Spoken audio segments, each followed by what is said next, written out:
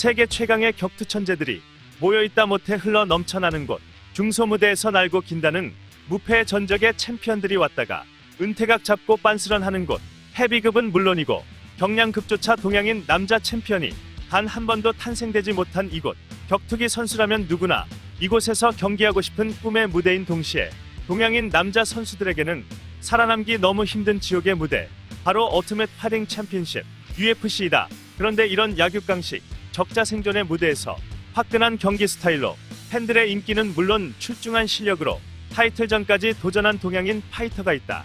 그 선수가 바로 한국의 정찬성이다. 고등학생 때 킥복싱을 수련하면서 격투기를 시작한 정찬성은 국내외 크고 작은 단체에서 준수한 성적을 거두며 조금씩 파이터로서 커리어는 쌓는다. 그러다 태국의 레전드 무에타이 챔피언 패종숙과 종합이 아닌 입식 경기를 펼치게 되는데 사실상 정찬성이 이길 거라고 생각하는 사람은 아무도 없었다. 그런데 여기서 모두의 예상을 뒤엎고 정찬성이 킥페이크 이후에 백스핀 블로우로 패종숙을 실신시켜버린다. 물론 킥복싱 베이스의 정찬성이었지만 태국의 레전드 무에타이 챔피언을 한국의 종합격투기 선수가 KO시킨 것이다. 그렇게 정찬성과 코탑의 감코치즈는 승리를 만끽하고 있었고 KO당한 패종숙도 패배를 인정하려는 순간 정찬성의 백스핀 블로우가 이 경기의 룰에서 반칙이었다는 판정이 흘러나오고 정찬성은 반칙패를 당하고 만다. 이 경기가 있기 약 2달 전에 백스핀 블로우가 반칙 공격으로 룰이 개정되었고 당시 열약했던 통역 환경 탓에 이를 정찬성 측은 인지하지 못했던 것이다. 그런데 놀라운 것은 상대인 패종숙도 이러한 사실을 몰랐고 그래서 패배 선언만 기다리는 표정이었던 것이다. 어쨌든 억울하다면 억울할 수 있는 이 시합으로 정찬성은 격투기 매니아들과 관계자들에게 이름을 각인시키는 사건이 되었고 이를 계기로 당시 경량급 최고의 MMA 단체 WEC와 계약을 맺게 되며 미국으로 건너간다. WEC 데뷔전 상대는 레너드 가르시아. 정찬성은 펀치러시로 가르시아의 마우스피스를 날려버리고 가르시아도 여기에 노가드 스마일로 응수하는 등 이 경기에서 양 선수는 15분 동안 미친 듯한 난타전을 펼치며 명승부를 만들어낸다. 전체적인 타격 적중률이 정찬성이 많이 앞서 있던 상황이라 정찬성과 감코치즈는 승리를 예감하며 판정을 기다리게 된다. 버퍼형이 경기 결과 발표에서 첫 번째 심판이 가르시아의 손을 들어줬다는 발표가 나오고 정찬성은 어리둥절한다. 이어서 두 번째 심판은 정찬성의 손을 들어줬다고 발표가 된다. 마지막으로 세 번째 심판이 가르시아에게 손을 들어주면서 정찬성은 좋은 경기를 펼침에도 스플릿 판정패를 당하게 된다. 미국 무대라서 미국 선수인 가르시아에게 유리한 판정을 했다. 정찬성이 승리는 도둑 맞았다. 라는 여론이 국내뿐만 아니라 현지 미국 팬들 사이에서도 나왔다. 이렇게 억울하게 미국 데뷔 무대에서 승리는 챙기지 못했지만 화끈한 파이팅 스타일 때문에 정찬성은 세계의 격투기 팬들에게 확실하게 본인을 각인시킨다. 그리고 더 코리안 좀비라는 별명도 얻게 된다.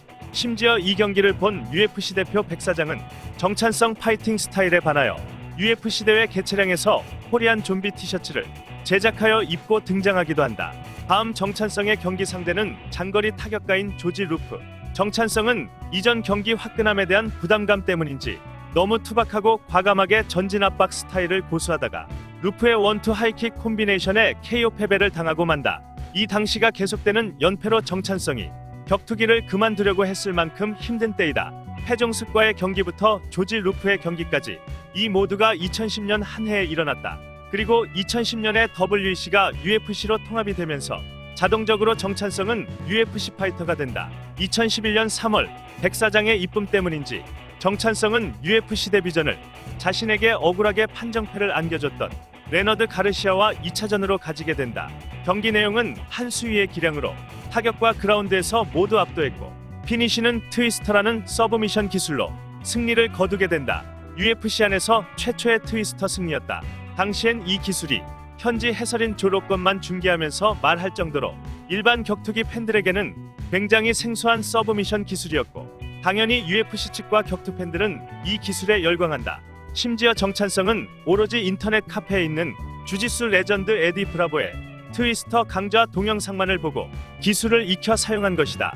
이후 에디 브라보는 정찬성에게 유튜브로 고마움을 표시하며 트위스터 특강을 진행하기도 했다. 그리고 2011년 12월 다음 경기 상대는 마크 호미닉.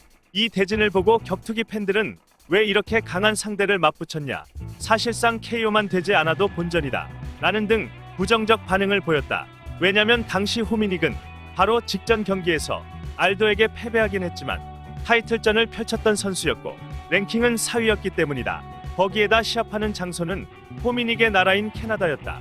그렇게 시작된 경기, 글러브 터치 이후 호미닉은 기습적으로 펀치를 날렸지만 이를 피하고 오히려 정찬성이 카운터 펀치를 정확히 호미닉 턱에다가 꽂으면서 랭킹 4위를 7초 컷으로 만들어버린다. 그렇지 않아도 추운 캐나다 토론토를 더욱 더 썰렁하게 만들어버리는 펀치였다.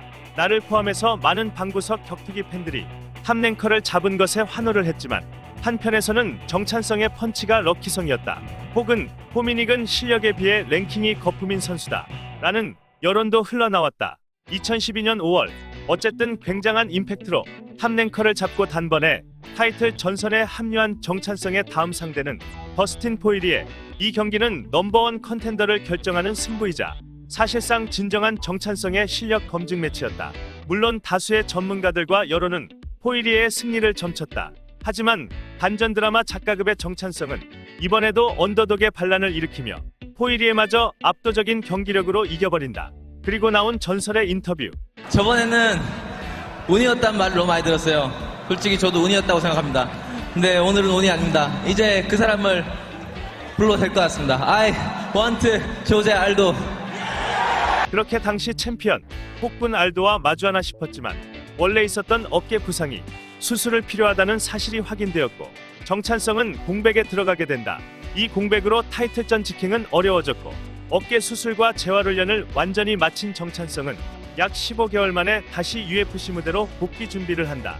UFC 측에서는 어깨 부상 이전에 정찬성의 타이틀 도전 순서를 어느 정도 감안하여 당시 체급 내 랭킹 2위 리카르도 라마스와 타이틀 도전권을 놓고 맞붙도록 대진을 만든다. 물론 그동안에도 라이트급에서 내려온 프랭키 에드가를 잡아내는 등 여전히 챔피언은 조제 알도였다. 그런데 여기서 알도의 다음 타이틀 방어 상대였던 앤소니 패티스가 무릎 부상으로 결장하게 되면서 이 자리를 정찬성이 대신하게 된다. 라마스전을 여유있게 준비하던 정찬성은 갑자기 UFC 타이틀전에 직행하게 되었고 한국인 최초로 UFC 챔피언에 도전하는 파이터가 된다. 하지만 그 당시 어려운 환경 탓에 해외에서 전지훈련은 고사하고 국내에서 훈련하면서 정찬성 수준에 맞는 훈련 파트너조차 구하기 어려운 실상이었다. 그렇게 변변치 않은 훈련 캠프지만 여건 내에서 최선을 다해 준비했던 정찬성이었다. 2013년 8월 정찬성은 비장한 마음으로 챔피언의 나라 적진인 브라질로 날아가서 드디어 옥타곤 안에서 알도와 마주한다. 언더독일 때 강한 정찬성을 많은 국내 팬들이 응원했지만 알도는 알도였다. 굉장히 냉정하고 간결한 아웃파이팅으로 정찬성을 고전시킨다. 그래도 기세가 꺾이지 않고 정찬성은 흐름을 가져오기 위해 좋은 움직임으로 선전하고 있었다. 그러다 4라운드 펀치 공방에서 정찬성의 어깨가 탈구되고 정찬성은 자기가 스스로 탈구된 어깨에 대해 접고를 시도하지만 여의치 않는다. 이를 놓칠 일이 없는 노련한 알도는 그 부위에 맹공을 퍼부었고 결국 정찬성은 모든 걸 쏟아내지 못하고 패배하고 만다. 많은 사람들이 어깨만 탈구되지 않았어도라고 아쉬워했지만 알도 또한 경기 초반 1라운드에 정찬성의 킥캐치에 의해 발등이 골절된 채로 싸웠다는 게 밝혀지면서 챔피언 클래스를 입증했다.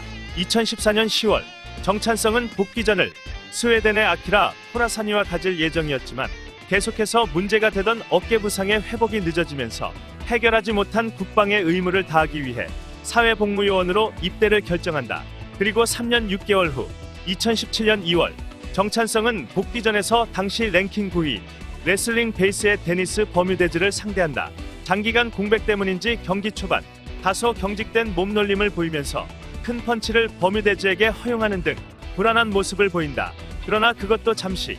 정찬성은 버뮤데즈의 셋업 펀치를 피하고 정확하게 어퍼컷을 버뮤데즈 턱에 꽂으며 경기를 끝내버린다.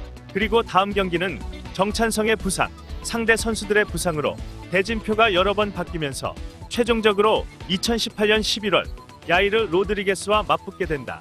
원래 상대는 프랭키 에드가였는데 에드가가 이두근 파열로 아웃되고 경기 2주를 남기고 로드리게스가 대체 선수로 급하게 투입된 것이다. 야이르도 짧은 준비 기간을 가지고 경기를 나서는 것이었고 정찬성도 레슬러인 에드가전을 준비하다가 타격가인 로드리게스전을 급하게 준비하게 된 상황이었다.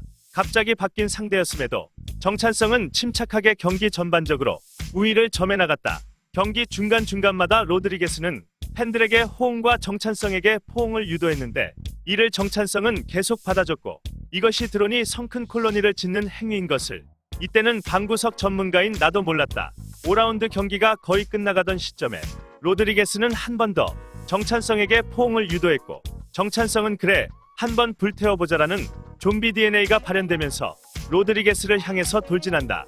메딕도 없이 스팀팩을 먹고 들어오는 정찬성을 노리고 있던 로드리게스는 준비했던 성큰 콜로니 엘보우를 경기 종료 1초를 남기고 성공시키며 역전 KO 승리를 가져간다. UFC 최초의 리버스 버티컬 엘보우 피니쉬였다. 정찬성을 응원하던 입장에서는 너무나 아쉬운 역전패였다. 그런데도 UFC는 정찬성의 의외성을 믿었던 걸까? 직전 경기 패배에도 불구하고 정찬성의 다음 상대를 더욱 상위 랭커인 랭킹 5위 헤나토 모이카노와 대진을 발표한다. 2019년 6월 직전 경기 패배와 높은 랭킹의 상대방 때문에 정찬성은 이번에도 언더독으로 평가받으며 모이카노와 경기를 펼친다. 그런데 이게 무슨 일인가? 1분도 되지 않아 모이카노의 잽이 나오는 타이밍에 정확하고 강력한 카운터 펀치를 넣으며 파운딩과 함께 경기를 끝내버린다. 대이변이었다. 지난 경기 아쉬운 패배를 완벽하게 씻어내는 모이카노전이었다. 그렇게 다시 타이틀 전선에 단숨에 합류하게 된 정찬성은 기회를 잡았다고 생각해서인지 여태껏 트래시 토킹 없는 겸손한 이미지를 버리고 전 타이틀 도전자이자 탑랭커인 브라이언 오르테가를 계속해서 도발한다. 이에 오르테가와 UFC 측이 긍정적인 반응을 보였고 이 둘의 경기는 대한민국 부산에서 펼쳐지는 UFC 대회에서 맞붙기로 결정된다. 사실상의 챔피언 도전자 결정전이었다. 그러나 경기 당일로부터 약 보름 전에 오르테가가 훈련 중 십자인대 부상을 당하면서 이 경기는 취소이기를 맞는다. 하지만 대체 선수로 전 UFC 라이트급 챔피언 프랭키 에드가가 짧은 기간임에도 대체 선수를 자처했고 정찬성의 대진은 오르테가에서 에드가로 바뀌게 된다. 물론 오르테가보다는 에드가는 전성기가 많이 지난 상태라서 정찬성이 유리하다는 의견이 많았지만 이전 야이르전 때문인지 불안해하는 팬들도 있었다. 2019년 12월 드디어 대한민국 부산에서 정찬성 대 에드가의 경기가 메인 이벤트로 펼쳐졌고 경기는 생각보다 압도적인 정찬성 페이스로 흘러갔다. 에드가의 헤드무빙과 테이크다운은 전혀 통하지 않고 정찬성이 에드가의 안면에 수차례 펀치를 꽂아 넣으면서 손쉽게 승리를 가져간다. 그리고 또다시 전설의 인터뷰를 가진다. 저번에는 운이었다는 소리를 많이 들었어요. 근데 오늘은 운이 아닙니다. I want 볼카노프스키. 그렇게 에드가에게 깔끔하게 승리를 했지만 타이틀전을 하기 위해서는 아직 끝내지 못한 오르테가와 대결이 남아있었다. 2020년 10월 오르테가와 대결이 재성사되었고 둘은 마침내 타이틀 도전권을 놓고 맞붙는다. 그동안 모습을 보았을 때 안면이 비는 약점을 가지고 있는 오르테가이기 때문에 정찬성이 상성상 조금은 우세한 상대라고 다수의 사람들이 생각했지만 경기는 예상대로 흐르지 않았다. 오르테가는 한층 진화된 모습으로 철저하게 킥과 펀치를 넣으면서 아웃파이팅을 구사했다. 마음이 급해진 정찬성은 성급하게 러쉬를 하다가 다양한 공격들을 허용하게 되고 결국 판정패하고 만다. 다시 타이틀 문턱에서 패배한 정찬성은 2021년 6월 본인보다 하위 랭커인 댄 이게와 맞붙게 된다. 그동안에 펼쳐왔던 좀비와 같은 터프한 운영을 버리고 승리를 위한 안정적인 운영으로 이게를 전방위로 압도하면서 판정승을 거둔다. 이후 챔피언 알렉산더 볼카노프스키 그리고 정찬성보다 상위 랭커인 맥스 할러웨이, 브라이언 오르테가, 야이르 로드리게스 모두가 대진이 잡힌 상황이어서 정찬성보다 하위 랭커인 아놀드 앨런, 기가치카제, 댄 후퍼 등 많은 선수들이 정찬성을 도발한다. 하지만 하위 랭커와는 경기를 펼치고 싶지 않았던 정찬성이었고 그렇게 이후 대진은 좀처럼 잡히지 않는다. 이런 시기에 패더급 체급 내에서는 볼카노프스키와 맥스 할러웨이의 챔피언전이 잡혔는데 여기서 할러웨이가 부상으로 경기에서 이탈한다. 그리고 해외 언론에서 할러웨이를 대신해서 경기할 여러 대체 선수들의 옵션에 대해서 말이 나온다. 그리고 공식적으로 발표된 챔피언 볼카노프스키에게 도전할 새로운 도전자는 정찬성으로 발표가 된다. 무려 9년이라는 긴 시간 만에 다시 한번 남자 아시아인으로는 최초로 UFC 타이틀을 2번이나 도전하는 선수가 된 것이다. 물론 현재 해외 베팅 사이트 배당률은 챔피언 볼카노프스키의 손쉬운 승리를 예상하고 있다. 정찬성이 본인보다 작은 레슬러 타입의 선수를 잘 잡는다고는 하지만 상대인 볼카노프스키 또한 항상 본인보다 큰 선수를 전략적으로 봉인하는 데 탁월한 선수이기 때문이다. 하지만 UFC 그리고 스포츠에는 각본이란 것은 존재하지 않는다. 그동안 야마모토 케니치도, 본도 유키도, 우노 카오루도, 사쿠라이 하야토도, 오카미 유신도, 호리구치 쿄지도 실패한 동양인 남자 최초의 UFC 챔피언 도전에 성공하는 파이터로 정찬성이 기록될지 2022년 4월 우리는 확인할 수 있을 것이다.